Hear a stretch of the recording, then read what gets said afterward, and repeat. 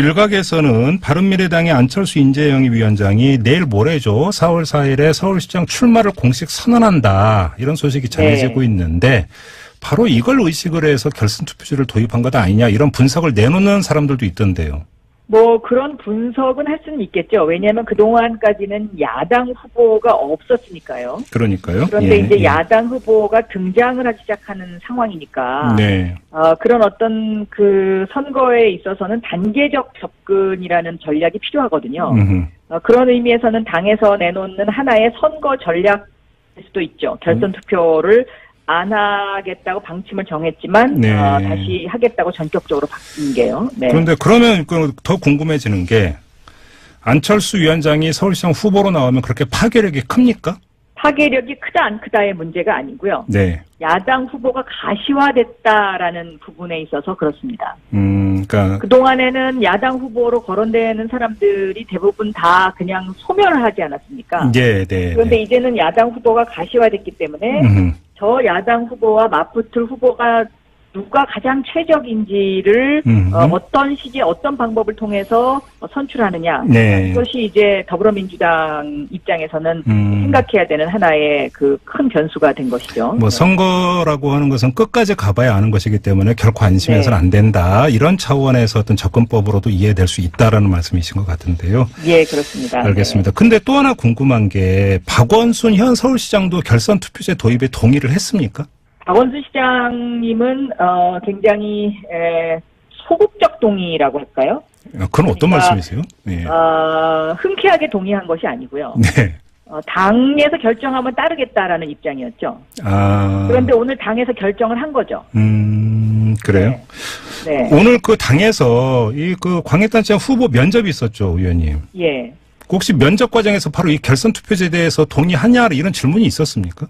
제가 첫 번째로 그 질문을 받았습니다. 그러니까 동의하냐라는 질문이 아니고 왜 결선 투표제가 필요하다고 생각하느냐, 이것을 왜 주장을 해오셨느냐, 네. 거기에 대한 답을 해달라. 이것이 저한테 던져진 첫 번째 질문이었습니다. 네. 뭐라고 대답하셨어요? 그래서 제가 첫 번째는 그 문재인 대통령의 개헌안에도 네. 이 결선 투표제가 들어가 있기 때문에 더불어민주당이 이것을 먼저 선제적으로 실천할 필요가 있지 않느냐. 네. 그런 첫 번째 이유. 그리고 두 번째는 결선 투표제가 도입이 되면 과반 이상의 지지를 받는 후보가 등장하는 것이기 때문에 이것이 당의 결속력을 가져오고 네. 이 결속력으로 인해서 결선 그 본선 경쟁력이 훨씬 더 높아진다는 효과가 있다. 예. 그래서 결선 투표제를 도입해야 된다. 저는 이렇게 대답을 했습니다. 자, 그럼 이제 의원님을 향한 질문에 본격적으로 들어가겠습니다. 네. 결선 투표제가 도입이 됐지 않습니까? 그 박원순 시장을 두르고 더불어민주당의 후보가 될 거라고 자신하세요? 저는 가능성이 한층 높아졌다 이렇게 생각합니다. 왜냐하면 박원순 시장님이 그동안의 결선 투표에 대해서는 굉장히 소극적이셨거든요. 예. 그리고 지금까지 나온 여론조사를 보더라도요. 네. 박 시장님은 30%대의 박스권에 갇혀 있었습니다.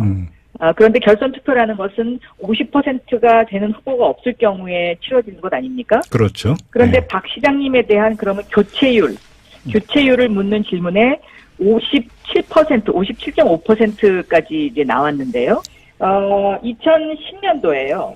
오세훈 시장의 재선 당시에 네. 오세훈 시장의 그 교체율이 48%였습니다. 아, 그랬나요? 예. 네, 48%였는데 이 당시에 한명숙 후보와 본선을 치러서 0.6%로밖에 이기지 못했거든요. 예, 그랬죠. 예. 박원순 시장은 50% 과반을 훨씬 넘는 숫자이기 때문에 이것이 상당히 위험한 요소가 도사리고 있다. 네. 그렇게 보고 있습니다. 예. 근데 꼭 결선 투표제가 도입이 됐다고 해서 2, 3위 후보표가 응집력을 발휘하면서 그 하나로 모아진다는 보장은 없지 않습니까, 의원님? 그 보장은 없지만요. 네. 일단 유권자 입장에서 봤을 때는 과반에 훨씬 미달하는 그 1위 후보의 의미에 대해서 다시 한번 생각하게 되기 때문에요. 예. 선거는 역전을 이룰 때 가장 큰 힘이 발휘되지 않습니까? 그런 차원에서는 저는 굉장히 이것이 역동성을 가져올 수 있다라고 생각합니다. 자, 그러면 그 지금까지 여론조사 추세를 가지고 드리는 질문인데요. 네. 그럼 의원님과 우상호 의원이 만약에 결선 투표가 실시가 되는 상황이 연출이 된다면 충분히 의기투합할 수 있을 만큼의 공통분모는 있다고 보세요? 왜냐하면 공통분모가 뭐냐면 저나 우상호 의원이 이야기하는 것은 박원순 시장의 3선은 이 피로감이 너무 크다라는 것이거든요. 예. 그리고 박원순 시장의 3선은 대권 도전용이기 때문에 서울 시민 입장에서 봤을 때도 삼선 서울시장이 줄 수 있는 어떤 서울의 발전 전략과는 이것이 상당히 어긋날 수 있다라는 것이고요. 네. 그리고 문재인 정권 입장에서 봤을 때는 문재인 정권의 최대 이제 앞으로의 어떤 우리가 해야 될 일이 정권 재창출 아닙니까? 네. 그런데 정권 재창출을 해야 하는 그런 입장에서 봤을 때 2022년에는 대선과 서울시장 선거가 동시에 치러지는 해입니다. 네. 그래서 대권을 염두에 둔 후보는 사실상 이번에 3선을 출마한다는 것이 좀 제가 보기에는 무리수다 이렇게 보고 있습니다. 그러면 의원님은 지금 그 차기 대선은 전혀 염두에 두고 있지 않도록 바로 해석해도 맞습니다. 되는 거죠? 네. 그러면 만약에 박원순 현 서울시장이 뭐 그게 포기든 아니면 예를 들어서 뭐 그 경선에서 떨어지는 경우라고 가정을 하든지 간에 그럼 박원순 현 서울시장은 뭐를 해야 될까요, 의원님? 같은 당원으로서 어떻게 조언해 주시겠습니까? 저는 이미 한번 조언을 드렸습니다. 박원순 시장께. 어떤 조언이었습니까? 만약에 대권의 생각이 있으시다면 지금까지 서울시장을 잘 마무리하시고 그리고 차분하게 대권을 준비하시는 것이 그것이 저는 정석이다. 그리고 문재인 대통령도 그러한 길을 걸어오셨다. 저는 그런 이야기를 이미 드린 바가 있습니다. 알겠습니다. 앞서 그 박원순 시장 교체율도 말씀을 하셨고 박원순 시장에 대한 피로감도 말씀을 하셨는데 자 그러면 서울 시민이 박원순 서울시장에 대해서 갖고 있는 그 정서의 요체 핵심을 뭐라고 지금 읽고 계시는 거예요? 박원순 시장에 대해서 현장에서 실제로 가서 보면 여론조사하고는 달리 굉장히 그 힘내라는 응원들을 많이 하십니다. 힘내라? 그 힘내라는 응원의 주요한 그 메시지가 뭐냐면 박 시장님께서 잘하신 듯도 하지만 또 특별히 무엇을 잘했는지 잘 모르겠다는 것입니다. 그러니까 예를 들면 저는 지금 이제 현재 서울의 그 커다란 현안으로 대두되고 있는 미세먼지 문제라든가, 또 어제부터 문제가 되고 있는 쓰레기 대란 문제라든가, 이러한 것들이 다 예측 가능한 것들이었거든요. 그런데 이 예측 가능한 것들에 대해서 너무 그 대응을 그동안에 소홀히 미온적으로 하셨다라는 생각이 들고요. 이 미세먼지 문제라든가 쓰레기 문제와 같은 것들은 엄마의 마음으로 생각했을 때는 굉장히 이것이 걱정거리를 많이 낳는 문제들이기 때문에 저는 이것은 반드시 시장으로서는 해결해야 되는 문제다라고 보고 있습니다. 이런 어떤 서울시정과 관련한 어떤 정책 문제는 저희가 따로 한번 인터뷰 자리를 마련을 하도록 하겠습니다. 그래서 오늘은 뭐 더 구체적으로 여쭤보지 않도록 하겠는데요. 이 점은 어떻게 보세요? 다른 당 서울시장 후보로 거론되고 있는 안철수 위원장이나 자유한국당 같은 경우는 김문수 전 경기지사를 전략공천하는 방안을 검토하고 있다는 보도도 있는데 이런 분들의 경쟁력이나 이런 것들을 어떻게 평가하십니까? 저는 안철수 후보는 이명박 대통령 시절에 포스코 이사를 하신 부분에 대해서 여기에 대한 명확한 설명이 있어야 된다고 생각을 하고요. 근데 이미 제기됐던 문제 아닙니까? 그 문제는? 아무리 제기됐어도 여기에 대해서 아직까지 본인의 직접적인 설명을 들은 적은 없지요. 그런가요?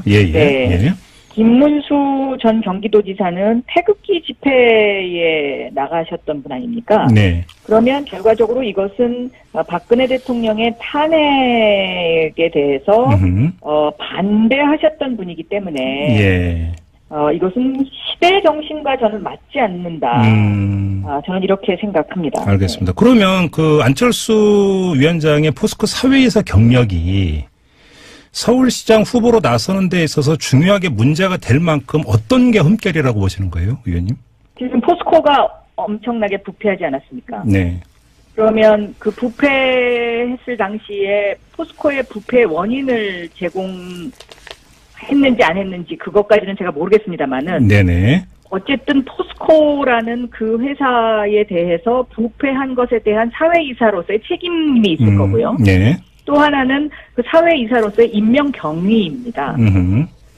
왜냐하면 그 당시에 포스코는 이명박 대통령 측에서 어떠한 제가가 없이는 수사를 하기 힘들었던 시절이거든요. 예. 그렇기 때문에 이명박 대통령과의 어떤 관계라든가 이러한 부분에 있어서 저는 좀 명확한 해명이 필요하지 않나. 그러면 임명경위와 관련해서는 막연한 추정이십니까? 아니면 나름의 근거를 갖고 하시는 말씀이십니까? 들은 이야기가 있습니다. 들은 이야기가 있는데 네. 그 들은 이야기를 제가 확인해보지는 않았습니다. 그래요? 네. 알겠습니다. 좀 더 만약에 구체화된다고 그래서 이야기할 수 있다면 저희하고 다시 한번 인터뷰를 부탁드리도록 하고요. 지금 이거는 사실은 의원님의 일방적인 주장일 수 있기 때문에 저희가 안철수 그렇죠. 위원장에게도 이미 지금 인터뷰 요청이 들어가 있는 상황인데 만약에 인터뷰가 한번 이것을 질문해서 답변을 어떻게 하시는지 네네. 좀 들어보실 필요도 있다 네. 저는 생각합니다. 인터뷰가 성사된다면 당연히 반론 기회를 드려야 되는 문제라고 네. 생각을 하고요.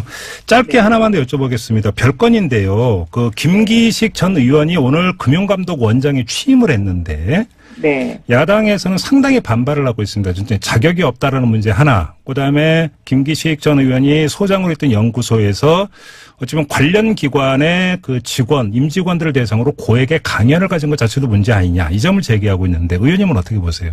저는 야당이 반발하는 것은 그만큼 김기식 금융감독원장이 무섭기 때문이다라고 생각합니다. 무서워서? 어떤 네. 뜻입니까? 그 왜냐하면 뜻은? 네네. 제가 원내대표 시절에 네. 김기식 의원을 정무위 간사를 임명을 했었습니다. 네네네. 그때가 이제 초선 의원임에도 불구하고 임명을 했었는데 예. 그때 일을 하시는 것을 보니까 굉장히 그 금융 쪽에 그 저승사자라는 이야기를 들을 정도로 굉장히 정확하고 핀포인트를